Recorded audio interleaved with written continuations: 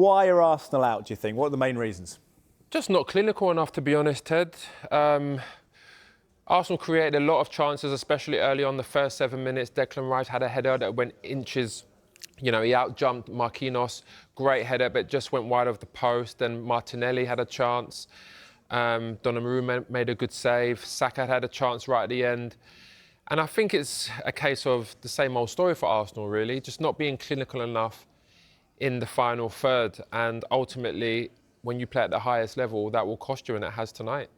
Luis Enrique's been lauded around the world. What could Arteta have done better tonight, do you think? I don't think Arsenal could have done anything better than what they've done. They've gave everything. They're out on their feet. They kept trying. They kept trying to create. They was aggressive. The work rate was really good. The game plan was good. But again, you just fall short because Arsenal wasn't clinical enough. And that's what it's come down to. PSG, they rode the storm. They were organised. They were difficult to break down, but then they broke really fast.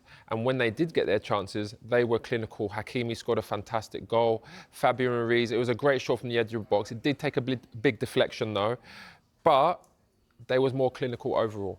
Pierre-Emerick Aubameyang left Arsenal in February 2022, more than 3 years ago. Why have they not replaced him with an adequate goal scorer?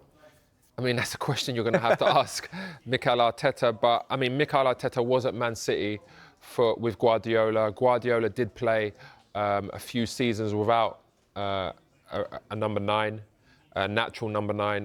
There was a lot of players that played in that position. Foden played there, Bernardo Silva, Kevin De Bruyne. Players played like those kind of players played there. And I feel like with Mikel Arteta, maybe he's tried to do that and build the squad in areas that he thought was weaker. But now I feel like Mikel Arteta and Arsenal are at the point where they just need to say, OK, we're going to buy number 9. We really mean business, whoever it may be. The most important signing this summer is a number 9. Who would you want? Seshko's been linked, RB Leipzig player, Gyökeres from Sporting. I mean, ideally, in my opinion, right now, the best overall striker in the world is Isak. And I say that because of his youth. He's got really good pace. He holds up the ball. He can beat players. He's very clinical. His movement's very good. Someone like him would be fantastic. But there are going to be a lot of teams that want him. You know, there's been talks that Real Madrid might want him. Liverpool are looking for a number 9. Darwin Núñez might be leaving. So it's going to be a big summer of business for Arsenal. He would be the best one, in my opinion. But there are other strikers out there that could come and do a job. Delap, he could maybe be a good option. I believe he's between 30 and 40 million pounds. Very good young player. But ultimately, whoever comes in, they need to hit the ground running and be an absolute goal-scoring machine for Arsenal, because that's where Arsenal fall short. 5 seasons without a trophy now since the FA Cup in 2020 for Mikel Arteta. How sure are you that he is the manager to lead Arsenal?